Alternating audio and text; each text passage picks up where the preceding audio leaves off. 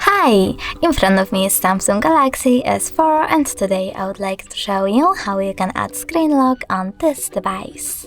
First of all, go into Apps. Now you need to select Device Settings, click on My Device and go into Lock Screen. From here, tap on Screen Lock and pick one of the login methods by tapping on the chosen one, pattern, PIN or password.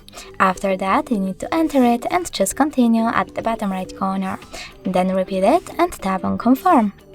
Over here, you need to set up backup PIN, and when you're done, select Continue over here, then repeat it and tap on OK. So now when I go back,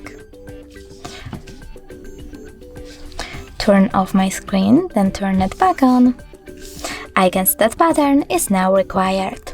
Thanks so much for watching. If you enjoyed this video, leave a like, comment and definitely subscribe. Bye!